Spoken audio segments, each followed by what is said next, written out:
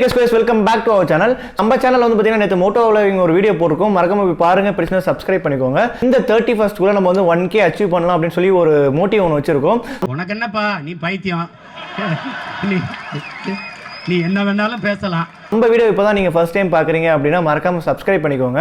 நீங்கள் நம்ம வீடியோவில் எதை பற்றி பார்க்க போகிறோம் அப்படின்னா, ஸோ நம்ம ஆல்ரெடி எம்டி ரிவெஞ்ச் ஹெல்மெட் வச்சிருக்கோம் அப்படின்னு சொல்லி நிறைய பேருக்கு தெரியும். ஸோ இதில் என்ன ஒரு ப்ராப்ளம் அப்படின்னு பார்த்தீங்கன்னா, இங்கே கீழே இருக்கிற பீடிங் இருக்குது பார்த்தீங்களா, ஸோ இது வந்து ஆக்சுவலாக ரிமூவ் ஆகிட்டு வந்துட்டு இருந்துச்சு. ஸோ 2-3 ரைடுக்கு வந்து செலக்டோ போட்டு தான் ஓட்டிகிட்டு இருந்தேன். பட் அது ரொம்ப வந்து ஒரு மாதிரி அன்கம்ஃபர்டபுளாக இருக்கிறதுனால சரி இது எப்படியாவது ஃபிக்ஸ் பண்ணி ஆகணுமே அப்படின்னு சொல்லிட்டு தான் இன்றைக்கி நம்ம இந்த வீடியோவில் அதை பற்றி தான் பார்க்க போகிறோம்.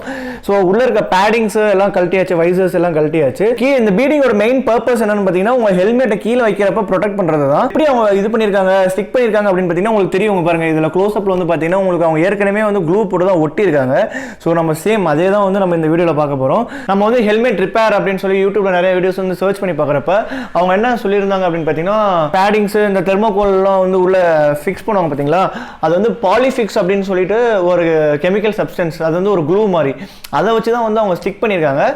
நம்ம நிறைய ஹார்ட்வேர் ஷாப்ஸ்லாம் போய் விசாரிச்சு பார்த்தோம், பாலிஃபிக்ஸ் இல்லை அப்படின்ற மாதிரி சொன்னாங்க.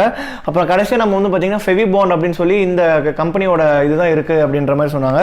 ஸோ இதில் வந்து பார்த்தீங்கன்னா உங்களுக்கு it can be used for glass, ceramics, metals, leather அப்படின்னு சொல்லிட்டு ரெக்ஸின், அந்த மாதிரி ஏகப்பட்ட இது எல்லாத்துக்குமே யூஸ் பண்ணலாம் அப்படின்னு சொல்லி இதில் போட்டிருக்கு. ஸோ அதனால தான் நம்ம அதை வாங்கிட்டு வந்தோம். இது எப்படி யூஸ் பண்ணுறது அப்படின்னு பார்த்தீங்கன்னா, apply a thin layer of Fevibond on both the surface. அதாவது ஹெல்மெட்லையுமே நம்ம வந்து இதை போட்டு ஃபிக்ஸ் பண்ணணும். அதெல்லாமே நம்ம டெமோ காட்டலாம்.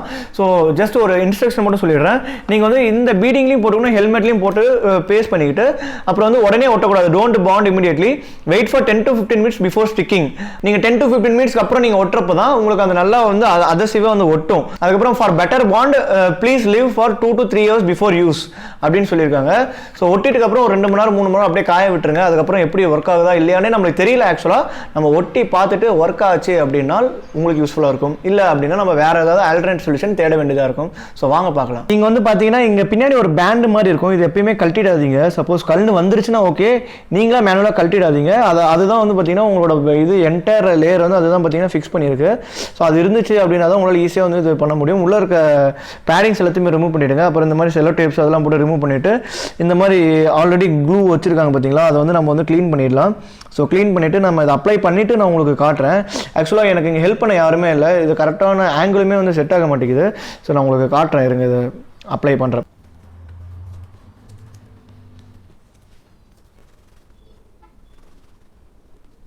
இது வந்து பார்த்தீங்கன்னா நம்ம வீட்டில் குக்கருக்கு யூஸ் பண்ணுற அந்த கேஸ்கெட் மாதிரி தான் இருக்குது. ஸோ உள்ளே வந்து பார்த்தீங்கன்னா உங்களுக்கு கேப் இருக்குது.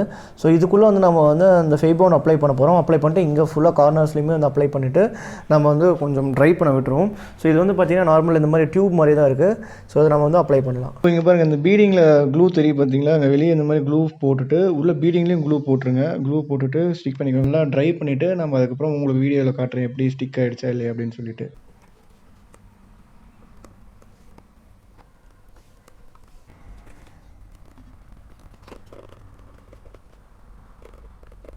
இதை ஒட்டும்போது ஃபஸ்ட்டு ஒன் சைடு ஒட்டிடுங்க, அதுக்கப்புறம் இன்னொரு சைடு ஒட்டிடுங்க.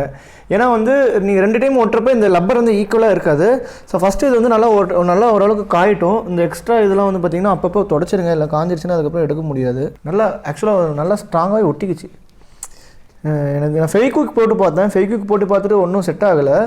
பட் இது சீரியஸாகவே நல்லா ஸ்ட்ராங்காக தான் இருக்குது மெட்டீரியல். நம்ம வந்து பார்த்தீங்கன்னா ஃபெவிபாண்டு போட்டு இது எல்லாமே கம்ப்ளீட்டாக வந்து ஒட்டியாச்சு. ஒட்டினதுக்கப்புறம் நல்லா கம்ப்ளீட்டாக வந்து ஸ்டிக் ஆகிடுச்சு. ஆக்சுவலாக இது வந்து பார்த்தீங்கன்னா உங்களுக்கு நம்ம ஸ்லிப்பர்ஸ் வந்து இது பண்ணுவாங்க பார்த்தீங்களா, ஒரு மாதிரி பிசுன்னு சொல்லி அந்த மாதிரி கம்மு மாதிரி தான் இருந்துச்சு. ஸோ கம்ப்ளீட்டாக ஒட்டிட்டோம்.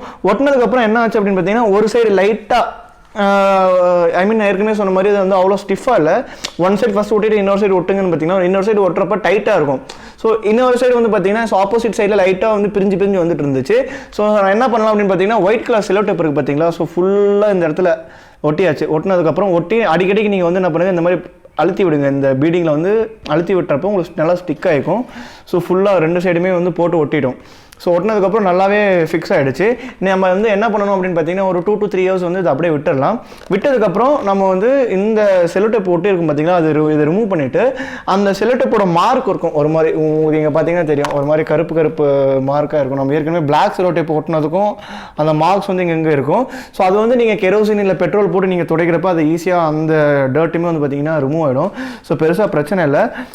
எனக்கு தெரிஞ்சு இந்த சொல்யூஷன் வந்து பார்த்தீங்கன்னா நம்மளுக்கு ஆல்மோஸ்ட் ரெக்டிஃபை ஆகிடுச்சு.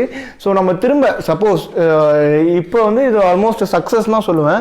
ஏன்னா ஃபுல்லாகவே வந்து பார்த்தீங்கன்னா உங்களுக்கு ஸ்டிக் ஆகிடுச்சு. அதனால் எங்கேயுமே உங்களுக்கு வந்து வெளியும் வரல, கரெக்டாக எஜ் டு எஜ் வந்து ஒட்டிக்கிச்சு. பாலிஃபிக்ஸ் வந்து ஃபெவிபாண்ட் வந்து பார்த்தீங்கன்னா ஒட்டிக்கிச்சு. நம்ம வந்து இதை அப்படியே இனிமேல் ரெகுலர் யூஸ் பண்ண போகிறோம். ரெகுலர் யூஸ் பண்ணி திரும்ப அந்த பீடிங் ஏதாவது கலண்டு வெளியே வந்துச்சு அப்படின்னால் நம்ம திரும்ப கண்டிப்பாக இன்னொரு வீடியோ பண்ண தான் போகிறோம். ஸோ இந்த வீடியோ இப்போ பார்த்த வரைக்கும் உங்களுக்கு வந்து சாட்டிஸ்ஃபைடாக இருக்குது, உங்களுக்கு வந்து இந்த பிரச்சனை இருந்துச்சு ப்ரோ, எனக்கு வந்து இப்போ ஓரளவுக்கு ஓகே சொல்யூஷன்ஸ் வந்து கொடுத்தீங்க அப்படின்னு சொன்னீங்கன்னா மறக்காமல் கீழே கமெண்ட் பண்ணுங்கள். So until and then next வீடியோவில் பார்ப்போம். Bye, take care.